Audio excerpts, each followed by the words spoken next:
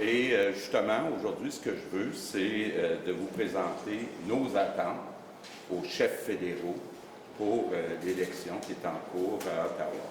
Mais avant de vous parler de mes attentes, je veux quand même vous parler un peu de ce que Donald Trump a dit hier, parce que c'est quand même toute une annonce de dire qu'il y aura des tarifs de 25 dans le secteur de l'auto. Il reste encore des précisions à obtenir. Est-ce que c'est sur les pièces? Est-ce que c'est aussi sur les camions?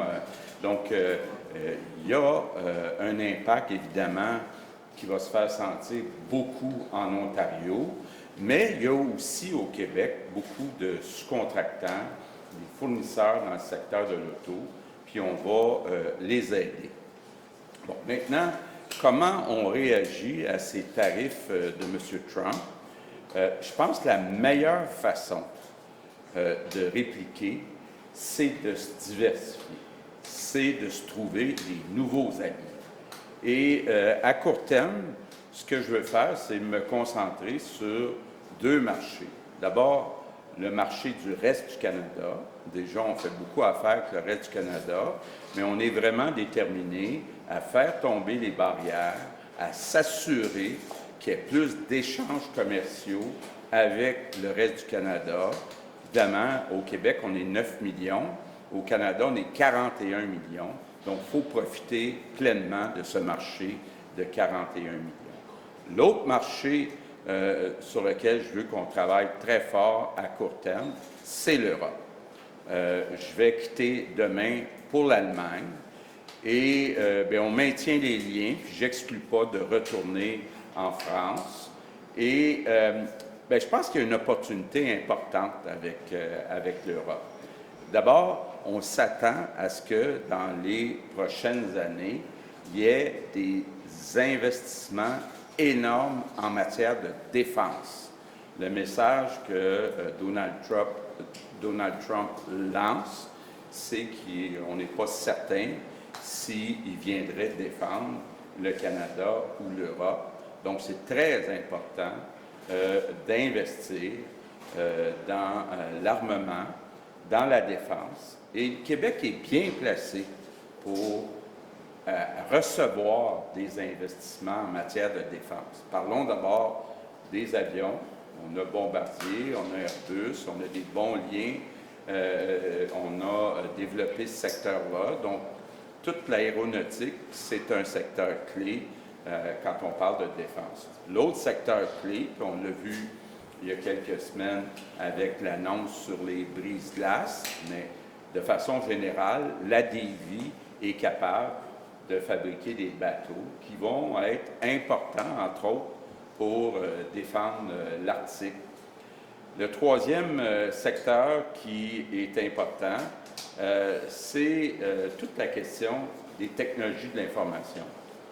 On a une grande entreprise, entre autres, qui s'appelle CGI, qui fait déjà affaire avec la défense américaine. Donc, vous avez peut-être vu qu'il y a peut-être des inquiétudes sur l'avenir de ces relations de CGI avec les États-Unis. Donc, c'est important que CGI, puis tout ce qu'on est capable de faire en technologie de l'information, en intelligence artificielle, qu'on fasse des partenariats avec l'Europe. Donc, qu'on développe le secteur, encore là, de la défense avec l'Europe.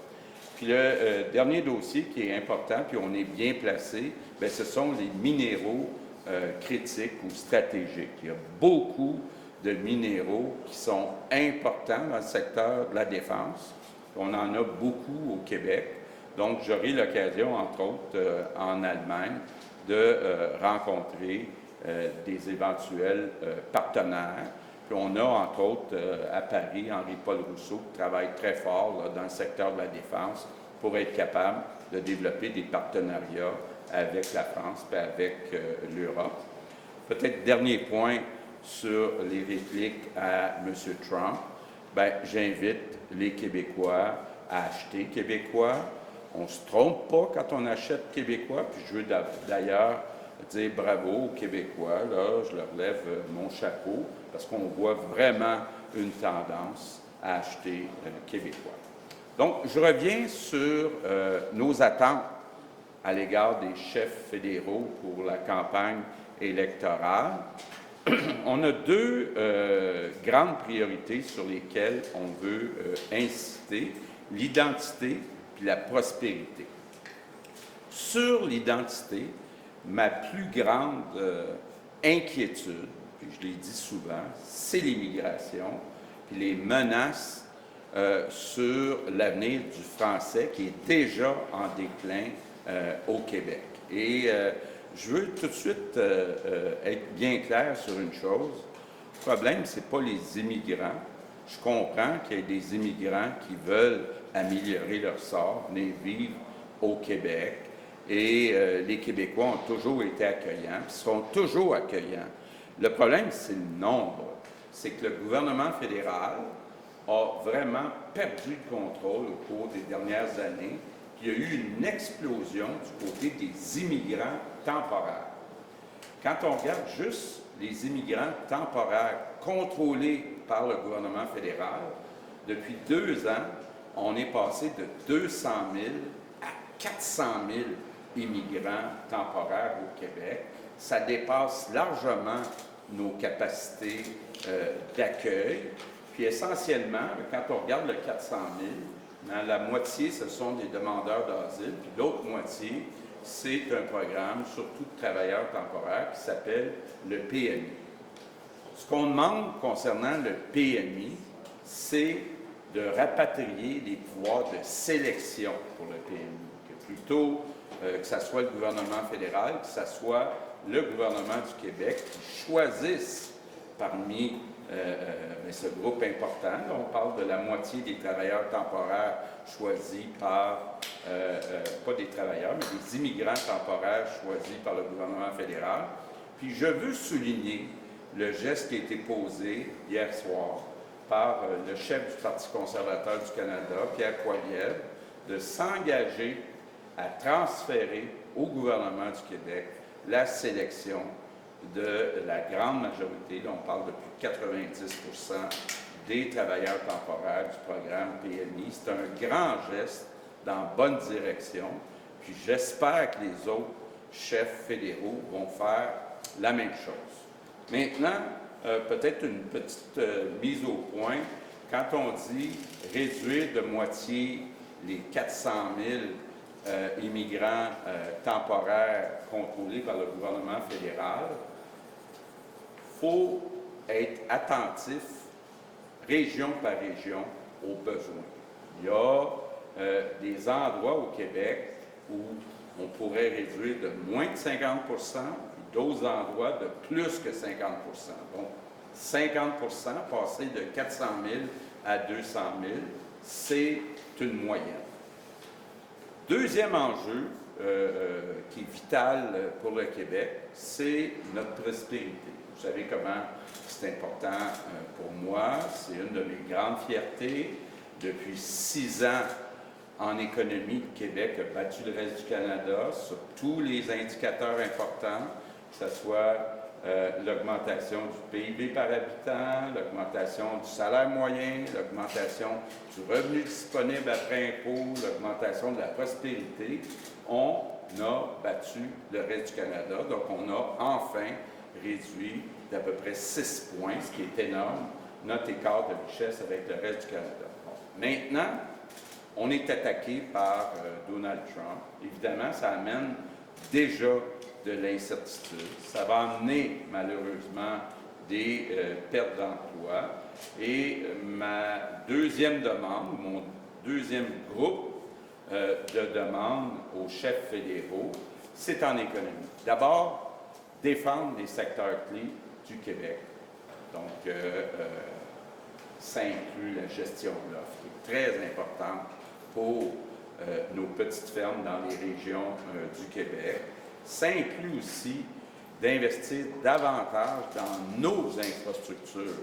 Actuellement, le fédéral ne fait pas sa part dans l'investissement des infrastructures. Quand on regarde la situation financière du fédéral, on la compare avec les provinces, le fédéral ne fait pas sa part en matière d'infrastructure. Ce qu'on demande aussi aux chefs fédéraux, c'est de respecter les compétences des provinces. Il faut arrêter de venir jouer dans les champs de compétences des provinces. Quand il y a de l'argent disponible, que ça soit envoyé aux provinces sans condition. Finalement, dernier point qui est encore plus important aujourd'hui avec la situation économique et les menaces de Donald Trump, c'est concernant les projets de développement que le fédéral arrête de dédoubler les évaluations environnementales. Je pense que le gouvernement fédéral peut faire confiance aux provinces, peut faire confiance au Québec pour les évaluations environnementales. Donc, je demande aux chefs fédéraux de s'engager à ne plus faire d'évaluation environnementale par le gouvernement fédéral pour accélérer la réalisation de projets. On va passer à la période de questions. Une question, une sous-question. D'abord en français, puis ensuite en anglais. On va alterner entre les deux micros. Je commence avec Alain Laforêt, TVA. Bonjour à vous deux. Monsieur Legault, qui est le mieux placé actuellement? Vous allez dire, je ne vais pas répondre à ça, mais vous avez déjà mis une fleur sur le tapis de Pierre Poilievre par un de ses engagements. Qui est le mieux placé pour défendre les intérêts du Québec, protéger le Québec devant la menace Trump, parce que, vous le savez, entre autres pour l'automobile, ça va frapper également le Québec. Donc, selon vous, là, les actions et qui sera le mieux placé pour défendre les intérêts du Québec? Écoutez, je l'ai dit tantôt, oui, effectivement, je salue l'engagement de Pierre Poilievre d'hier soir, mais je souhaite que tous les chefs fédéraux s'engagent dans la même direction. Concernant la défense, oui. Quelle est votre intention? Parce que c'est beau de dire, là, on peut fabriquer des pièces, mais est-ce que vous demandez, entre autres, aux constructeurs aériens de venir fabriquer des avions de chasse ici au Canada, de venir fabriquer des avions de chasse au Québec? Bien, écoutez, je pense que ça fait partie des discussions qu'on va avoir qu'on a commencé même à avoir avec l'Europe, avec le gouvernement fédéral. Déjà, on a annoncé un brise-glace chez Lévis il y a quelques semaines. Donc, aviation ou aéronautique, je devrais dire, bateaux, technologie de l'information, minéraux critiques. On est très bien placé, puis je m'attends à ce qu'il y ait des investissements records au cours des prochains mois, des prochaines années, entre autres en Europe. Prochaine question.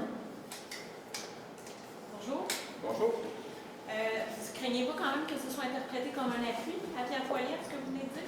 Bien, ce que je dis, c'est bravo pour ce qu'il a annoncé hier soir. Maintenant, j'espère que les autres chefs vont faire la même chose. Oui, vous avez dit ça, Alain, il y a un instant, mais vous ne craignez pas Ben que ce oui. soit un appui? Vous me posez la même Oui, question. mais vous ne craignez pas que ce soit interprété comme un appui? Bien, je vous dis, parce qu'il faut le saluer, c'est tout un gain pour le Québec. C'est quelque chose qu'on demande depuis longtemps, de récupérer le pouvoir du programme PMI. On parle de 200 000 personnes, là, actuellement. Ce serait le Québec qui ferait la sélection, qui ferait le renouvellement. C'est extraordinaire. J'espère que les autres chefs vont suivre.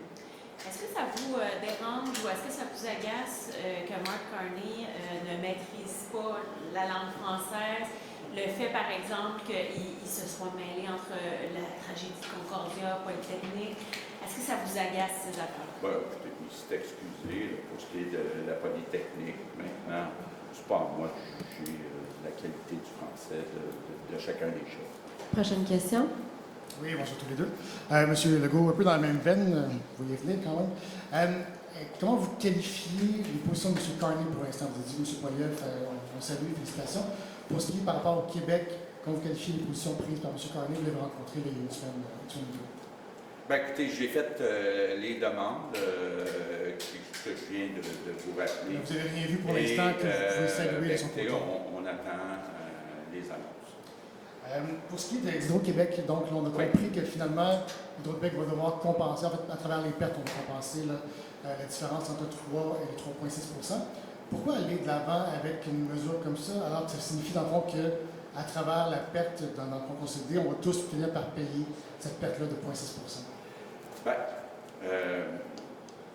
d'abord, c'est important que les Québécois profitent du fait qu'Hydro-Québec a des barrages qui sont amortis depuis longtemps, qui coûtent moins cher. Donc, on devrait d'abord en faire profiter le résidentiel, les Québécois, avant d'en faire profiter les entreprises. Donc, pour moi, c'est important, tant que je serai premier ministre, il n'y aura pas d'augmentation des tarifs résidentiels de Les 3 contribuables, éventuellement, vont payer quand même parce que ça va sur la dette.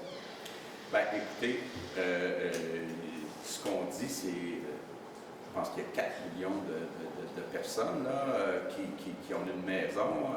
Bien, ils vont en profiter en ayant des tarifs d'électricité qui sont parmi les plus bas au monde. Prochaine question. Oui, bonjour, Tony Chouin dans la presse. Monsieur le Premier ministre, il est déjà arrivé dans le passé que lorsque le gouvernement fédéral, par exemple, baisse la TPS, le gouvernement du Québec, lui, en profite pour récupérer le champ fiscal libéré. Vous savez, M. Poilievre, M. Cormier ont tous deux promis des baisses d'impôts. Donc, comptez-vous augmenter vos propres impôts, vous qui êtes à la recherche de milliards pour retrouver l'équilibre budgétaire? C'est pas dans nos plans. Ce n'est pas dans nos plans, ce n'est clairement pas l'intention, votre intention de le faire, donc vous ne le ferez pas. C'est pas dans nos plans. Il y a une possibilité. Si ce n'est pas dans les plans actuels, ça pourrait être des plans éventuellement. C'est pas dans nos plans. Prochaine OK. question. Prochaine question. J'aimerais savoir si vous considérez à l'heure actuelle le programme du Parti libéral du Canada, comme il y a 4 ans, comme étant dangereux pour le Québec. Mais écoutez, on n'a pas encore vu toutes les propositions du Parti libéral du Canada, donc c'est un peu tôt pour répondre à votre question. Prochaine question. Bonjour, M. Legault. Sur les tarifs sur l'automobile, est-ce que vous craignez que les forces économiques du Québec soient sacrifiées au profit de la force de l'Ontario qui est l'automobile? Dans quel sens? Par exemple, parce que là, en ce moment, s'il y a des tarifs, M. Carney pourrait négocier avec M. Trump, dire OK, bien, baissez l'automobile, mais on va vous donner d'autres choses qui seraient. Ben, c'est ce que je disais tantôt, là, c'est que je demande aux chefs fédéraux de s'engager à défendre les produits québécois autant que l'automobile. Et ce qu'on voit, là, c'est que M. Trump a l'air de s'attaquer d'abord aux produits de l'Ontario. En immigration, est-ce que vous demandez aux chefs de venir chercher et déplacer des gens qui sont déjà sur le territoire du Québec, les envoyer dans d'autres provinces? Bon, d'abord, c'est important, peut-être que j'ai sauté cette demande-là. Je demande aux chefs fédéraux de s'engager à réduire de 400 000 à 200 000 sur 3 ans maximum. Sur 3 ans maximum. Donc, ça, c'est une demande qui est très claire.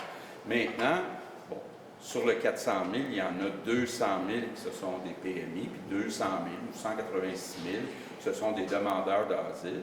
Ce qu'il faut comprendre, là, c'est que traditionnellement, à peu près la moitié des demandeurs d'asile ne sont pas des vrais demandeurs d'asile, sont refusés éventuellement. Par contre, ça prend 3 ans au Canada pour avoir cette évaluation. Par exemple, en France, ça prend 4 mois, et M. Macron veut réduire ça à 4 semaines.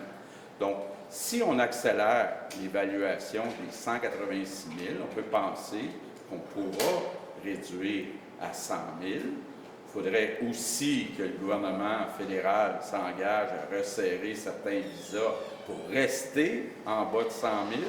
Mais c'est au gouvernement fédéral de choisir les moyens. Moi, ce que je leur demande, c'est de réduire à 100 000 d'ici 3 ans le nombre de demandeurs d'asile, puis à réduire les PMI à 100 000 maximum d'ici 3 ans, mais encore mieux, nous donner le pouvoir de sélection sur les PMI. Donc ça, c'est des gens qui sont Prochaine déjà question, sur s'il le vous plaît. territoire? Oui. C'est déjà des gens qui sont déjà. Ouais, Prochaine les- question. Donc Oui. vous dites, faites ce que Prochaine vous voulez question, s'il avec, vous plaît. mais on veut que ça dure. OK, merci. Bonjour, M. Legault. Lors de votre mission en France en octobre, vous aviez parlé des gens qui étaient demandeurs d'asile et vous inspiriez à l'époque de la façon de faire des Français là, qui ont une espèce de zone tampon où ils envoient les personnes demandeuses d'asile pour justement le temps là, que leur demande soit analysée. Est-ce que vous avez abandonné cette idée-là ou si vous croyez que ce serait toujours opportun de le faire? Bien, ma demande est simple. Je demande aux chefs fédéraux de s'engager sur 3 ans à réduire à moins de 100 000 le nombre de demandeurs d'asile au Québec. Pour ce qui est des moyens, mais ça sera eux autres à les choisir.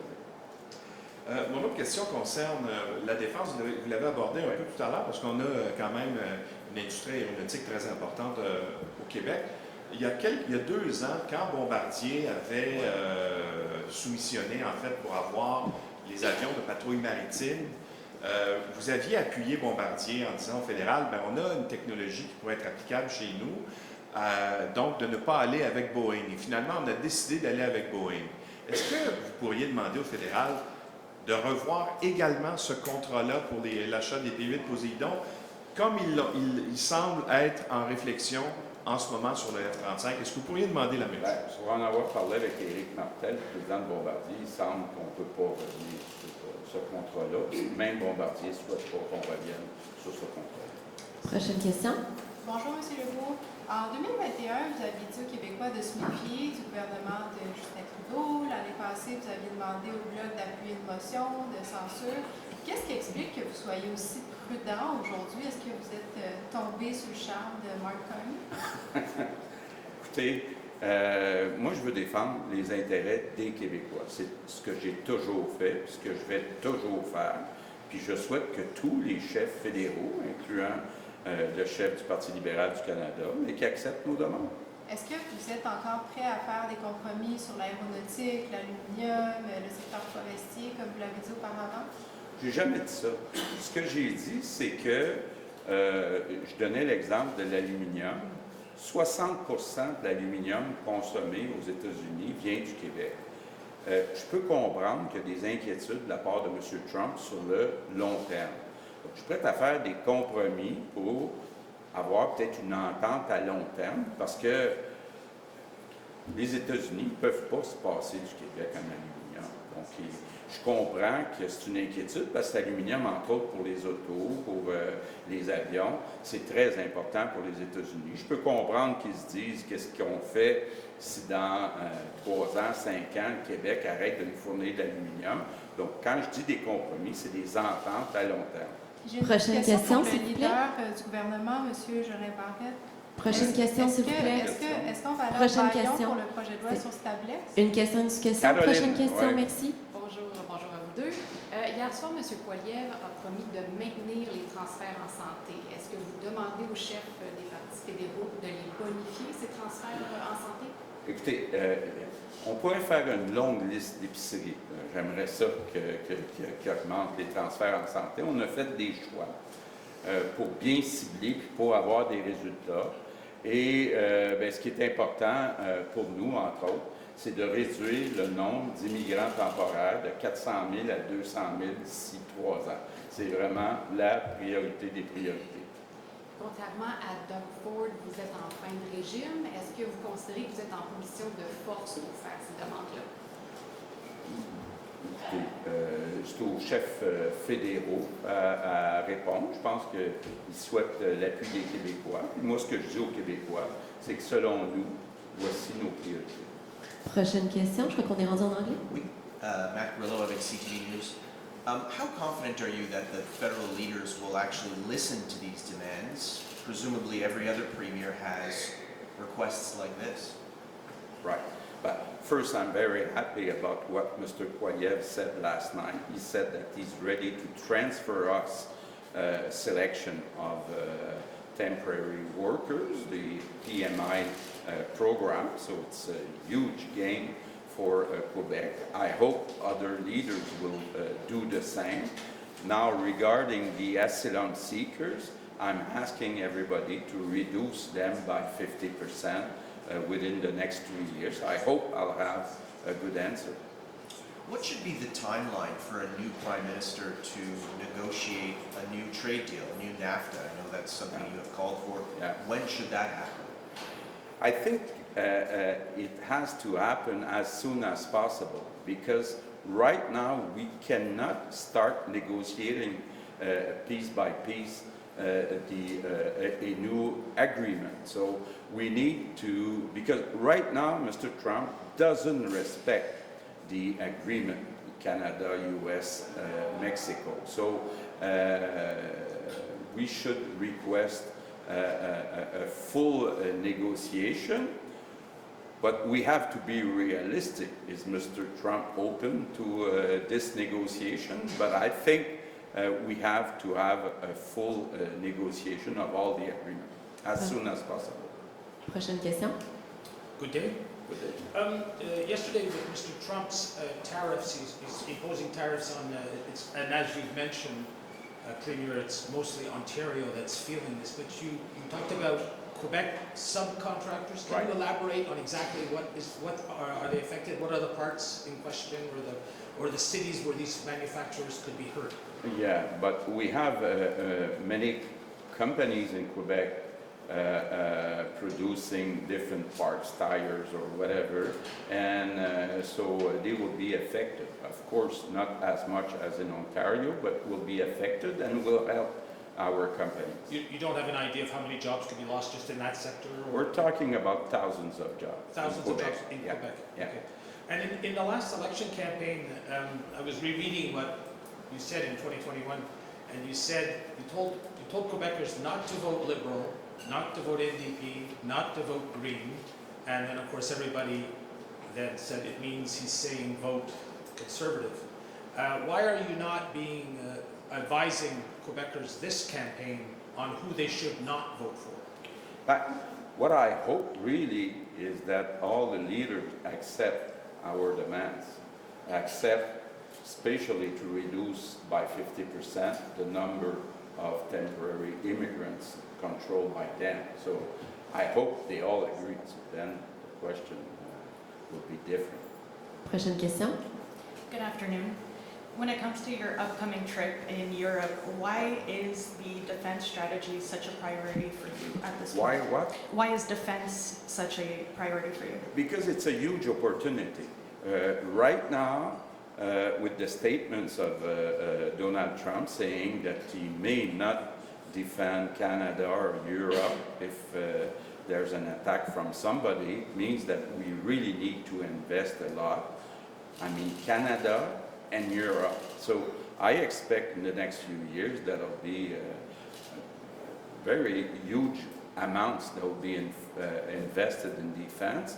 And Quebec is in a good position because we make aircraft, boats, we have large companies like CGI already doing business with defense in the US, and we have critical minerals that are key in defense. You're also asking the next federal government essentially to allow Quebec to carry out its own environmental assessments of projects, right, but not to do that at the federal level. What kinds of projects right now do you feel are being held back by the federal government? Why is this such a priority? But I think that right now on large projects we have two evaluations. We should have only one done by provinces. And I'm optimistic that it will be accepted by the different leaders. But why? Prochaine question, s'il vous plaît. Just to accelerate. Prochaine question. Just a clarification, Mr. Legault. When you talk about defense and you talk about Quebec's industries, are you asking Quebecers to be ready morally for a future threat like this? I hope not, but we have to be ready. The best way to make sure that it doesn't happen is to be prepared. And I think we have to take into consideration what Mr. Trump said. This time for this federal election, not only you have like a future prime minister that has to understand Quebec, but also a future prime minister that can face Donald Trump. Right. What are the main qualities you're looking for in this future leader? But to be a good negotiator. And don't ask me who's the best. No. Prochaine question. Yes, Mr. Legault. Last night, Pierre Poilievre talked about the tramway, and he said he's against that. And he talked about troisième lien, and he said he's for that, and he got lots of applause. So what? You are committed to both those projects. What are you going to do to convince him to go ahead with the tramway? Okay, I think first we want to do both projects, the tramway and the third link, and we think that the federal government must invest in our infrastructures, and the choices must be made by Quebec. So that's what we are asking for. Right now, there's a Northvolt site which is empty. It is said that the Chinese are like 10 years ahead of us, and 10 years ahead of Northvolt certainly, in battery technology. BYD, the Japanese electric vehicle giant, which is now selling more than Tesla, they're interested in expanding. I know it's touchy. At this point, we have 100% tariffs against it. But is this something that could be considered, bringing in Chinese technology for Northvolt? Okay. Well, first, I still believe that it's important that we keep on investing in the battery and the EV sector. It's the future. If we want to respect our targets to reduce greenhouse gas, we need to do this transition. I understand that Mr. Trump is not pushing on that, but for example, Europe is pushing. Regarding China, we have no plan to deal with that. Merci beaucoup. C'est ce qui met fin au point de presse. Merci tout le monde.